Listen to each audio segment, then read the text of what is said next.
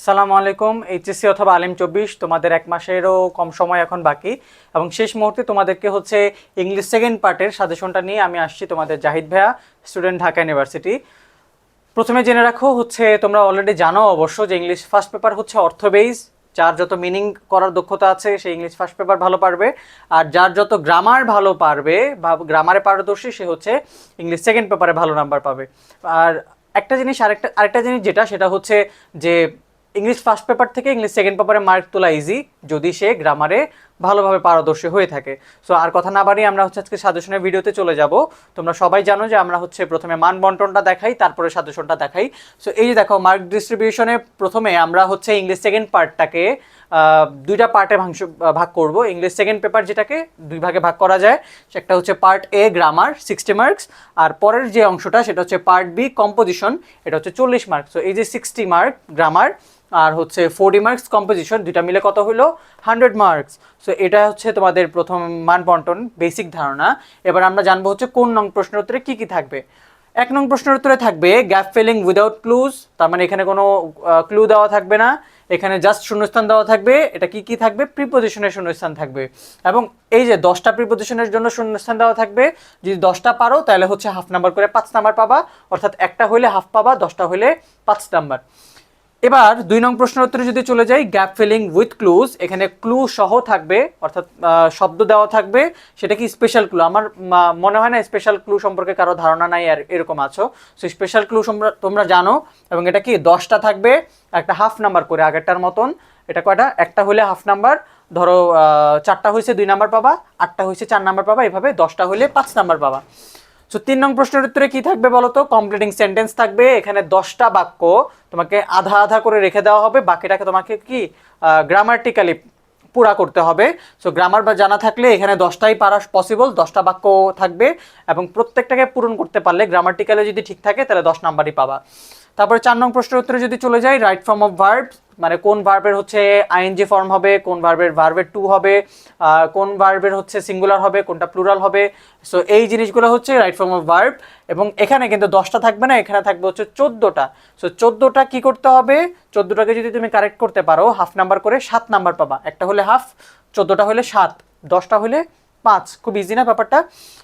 মানবন্টনটা বুঝতে আর কি easy, grammar পারলে জিনিসটা আরও বেশি মজা। সো 5 নং প্রশ্নের উত্তরে থাকবে ন্যারেটিভ স্টাইল অথবা ন্যারেশন। এই যে ন্যারেশন, সেটা থাকবে কি 7 নম্বর। তোমাকে একটা ডিরেক্ট স্পিচ দেওয়া থাকবে, সেটাকে ইনডিরেক্ট স্পিচে হচ্ছে ন্যারেশন করে দেখাইতে হবে, 7 নাম্বার পাবা। 6 নং প্রশ্নের উত্তরে থাকবে মডিফায়ার্স। এখানে তোমাকে কিছু ইঙ্গিত দেওয়া থাকবে যে তুমি এই জিনিসটা ইউজ করো, শূন্যস্থান দেওয়া থাকবে, তারপরে হচ্ছে বলতে পারে যে ইউজ অ্যান অ্যাডজেক্টিভ, তার মানে এই শূন্যস্থানে তোমাকে একটা অ্যাডজেক্টিভ বসাইতে হবে। তুমি যদি নাউন ব্যবহার করো তাহলে হবে না, অথবা কোনো নাউনকেও যদি তুমি ব্যবহার করো সেটা যেন অ্যাডজেক্টিভ হিসেবে ব্যবহার হয়, সেই জিনিসটা লক্ষ্য রাখতে হবে। এই জিনিসগুলো আছে, তোমাকে ছোট ছোট করে ক্লু দেওয়া থাকবে, সেই ক্লুর আন্ডারে হচ্ছে কি করতে হবে? মডিফায়ারগুলো আনসার করতে হবে। এবং এখানে কয়টা থাকবে? 10টা মডিফায়ার থাকবে, একটা পারলে হচ্ছে হাফ করে 10টা 5 নাম্বার।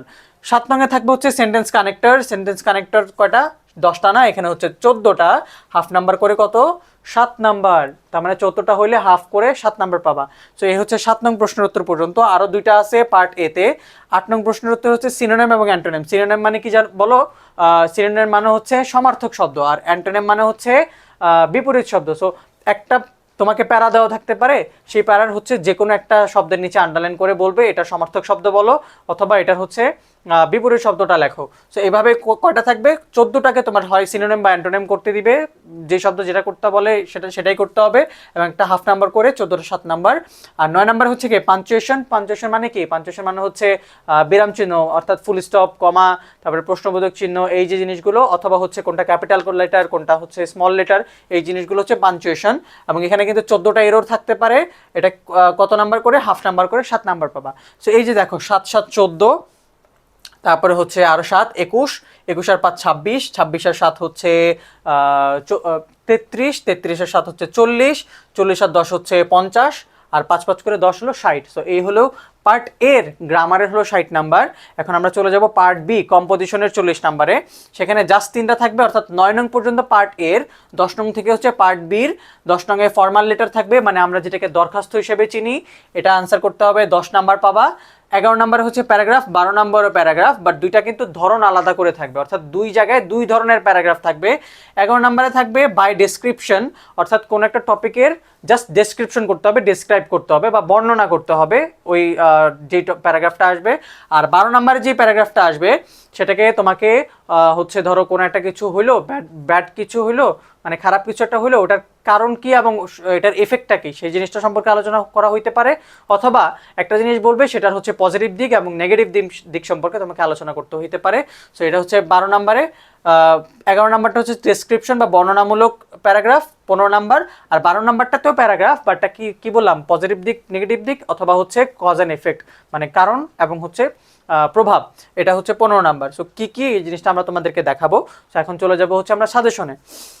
দেখো, পার্ট এ গ্রামারের যে 60 মার্কস, সেটার জন্য আমরা সাজেশন একটা স্লাইডে দিয়ে আসছি। সো দেখো এখানে কি বলছি, 1 থেকে 9 নং প্রশ্ন, তো 1 থেকে 9 নং এর সাজেশন খোঁজা পাপ। কেন পাপ? কারণ এগুলো হচ্ছে গ্রামার বেসড, গ্রামার যে ভালো পারবে তার জন্য হচ্ছে এই 60 নাম্বার সহজ হবে ইনশাল্লাহ।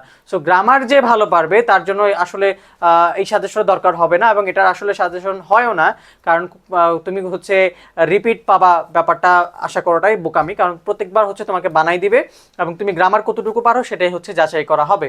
তবে দেখো নিচে কি বলছি, আমাদের আপকামিং ক্লাসগুলো করলে আশা করা যায় হচ্ছে ভালো কিছু হবে ইনশাল্লাহ। মানে আমরা এই যে তোমাদের এই সপ্তাহ থেকে ইনশাল্লাহ ক্লাস স্টার্ট করতেছি তোমাদের জন্য, ইংলিশ বলতে পারো, আইসিটি, বাংলা, এই যে হচ্ছে মাদ্রাসার যে সাবজেক্টগুলো আছে, কুরআন, হাদিস, ফিকা, এই যে ক্লাসগুলো, এগুলো যদি করো তাহলে হচ্ছে শুধুমাত্র ইংলিশ না, আর বাকি যে সাবজেক্টগুলোর তোমার হচ্ছে প্রস্তুতি, সেটা কিন্তু স্মুথ হয়ে যাবে ইনশাল্লাহ। সো এই যে আমাদের ইংলিশ সেকেন্ড পেপারের আপকামিং ক্লাসগুলো করিও, 1 থেকে 9 নং প্রশ্নের উত্তরের যেই উত্তরগুলো, সেগুলো আশা করা যায় ভালো পারবা।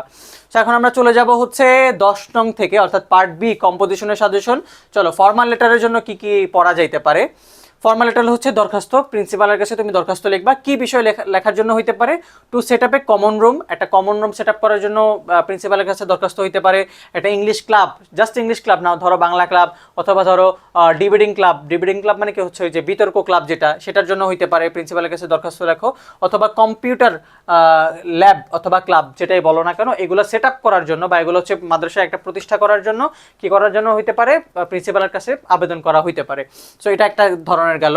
আরেকটা হচ্ছে টু ইনক্রিজ লাইব্রেরি ফ্যাসিলিটিস, অর্থাৎ লাইব্রেরিতে তুমি কি ধরনের ফ্যাসিলিটিস বাড়াইতে পারো সেই ব্যাপারে হতে পারে। অথবা facilities of common room, common রুমে কি ফ্যাসিলিটি বাড়ানো যেতে পারে সেই জিনিসটা সম্পর্কে প্রিন্সিপালের কাছে একটা দরখাস্ত লেখার জন্য হইতে পারে। সো এগুলো, এটা কিন্তু একটা ধরনের, একটা পারলে তুমি হচ্ছে বাকিগুলো আনসার করতে পারবা। অর্থাৎ কমন রুম তুমি যদি পারো তাহলে ইংলিশ ক্লাব, কম্পিউটার ক্লাব, এটা তুমি আনসার করতে পারবা। আর এটা পারলে হচ্ছে এটা পারবা।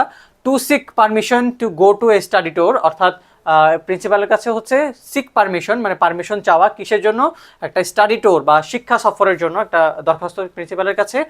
আর লাস্টের যেটা, to take proper step to stop using mobile in classroom. So প্রিন্সিপালের কাছে একটা দরখাস্ত লিখবা যাতে হচ্ছে উনি এমন কিছু স্টেপ বা পদক্ষেপ নেয় যাতে হচ্ছে মোবাইল ফোন ক্লাসরুমে ইউজ করা বন্ধ হয়ে যায়। ক্লাসরুমে হচ্ছে মোবাইল ফোন এখন অহরহ চলতেছে, সো এই জিনিসটা কিন্তু আসতেই পারে। সো এটা আমার কাছে মনে হচ্ছে যে ইম্পর্টেন্স একটা চলে। সো এই 4 ধরনের দরখাস্ত তুমি পড়তে পারো। 4টা বলতে কিন্তু এখানে 4টাই না, দেখবা 4টার মধ্যে আরও 2টা আছে, এখানে 3টা আছে, অর্থাৎ এক কথায় বলতে গেলে 7টা দরখাস্ত আছে। ধরো তোমার দরখাস্ত কমন পড়লো না, তখন তুমি কি করবা? এই যে তুমি এগুলা পড়ছো না, তুমি জানো না কিভাবে দরখাস্ত লিখতে হয়, হ্যাঁ। সো এই যে ফরম্যাটটা তোমার জানা হয়ে যাবে এগুলা পড়তে গেলে। সো তুমি ফরম্যাট আকারেও কিন্তু এখানে হচ্ছে আনসার করতে পারবা। সো দরখাস্ত নিয়ে ভয় পাওয়ার কিছু নাই, ফরম্যাটটা জেনে যাওয়া অন্তত, তাইলেও তোমার জন্য অনেক বেশি ইজিয়ার হবে। 11 নাম্বার হচ্ছে কি, প্যারাগ্রাফ বাই ডেসক্রাইবিং, মানে বর্ণনামূলক। কি? এনভায়রনমেন্ট পলিউশন, মানে পরিবেশ দূষণ, a winter morning, metro rail, এটা অনেক বেশি গুরুত্বপূর্ণ। ইম্পর্টেন্স অফ ফিমেল এডুকেশন, তার মানে হচ্ছে কি নারীদের শিক্ষার যে গুরুত্ব সেটা। নেসেসিটি অফ লার্নিং ইংলিশ, এটাও অনেক বেশি গুরুত্বপূর্ণ, ইংলিশ শেখার প্রয়োজনীয়তা। এবং বুক ফায়ার, বুক ফেয়ার মানে হচ্ছে বই মেলা। সো এই যে প্যারাগ্রাফগুলো, এগুলো পড়তে পারো ডেসক্রাইবিংয়ের জন্য। আর 12 নম্বরে কি হবে? 12 নম্বরে হচ্ছে কম্প্যারিজন অথবা কজ অ্যান্ড ইফেক্ট, এগুলোর জন্য পড়তে পারো ব্যাড ইফেক্ট অফ স্মোকিং। তারপরে বলতে পারো হচ্ছে use and misuse of Facebook, অথবা use and misuse of mobile phone, অথবা use and misuse of internet, এই জিনিসগুলো পড়তে পারো। এবং এরপরে দেখো cause and effects of drug addiction, এটা পড়তে পারো। ফুড অ্যাডাল্টারেশন পড়তে পারো, এবং রোড অ্যাক্সিডেন্ট। এই যে প্যারাগ্রাফগুলো 12 নম্বরের জন্য পড়তে পারো। হয়তোবা এগুলোর মধ্যে হয়তো বা যথেষ্ট, বাট যদি নাও পড়ে তুমি হচ্ছে এই যে এই প্যারাগ্রাফগুলো পড়ার কারণে তুমি অনেকগুলো শব্দ শিখবা, তারপরে হচ্ছে অনেকগুলো বাক্য বানাইতে শিখবা, এই জিনিসটা হচ্ছে তোমার জন্য কি সহায়ক হবে। সো তোমাকে কমন না পড়লে তুমি লিখতে পারবা না, ব্যাপারটা এরকম ভাবিও না, এবং মুখস্থ করে ফেলিও না। যে প্যারাগ্রাফটা পড়বা বুঝে বুঝে পড়বা, অর্থ সহকারে পড়বা, তাহলে তোমার জন্য হচ্ছে ইজি হবে। হ্যাঁ, সো এই হচ্ছে ইংলিশ সেকেন্ড পার্টের জন্য সাজেশনটা কি 1 থেকে 9 নং পর্যন্ত আমরা ইনশাল্লাহ ক্লাস করাবো, সেটার জন্য তোমরা অ্যাটেন্ড করতে পারো চাইলে, তোমাদের ভালো হবে আশা করা যায়।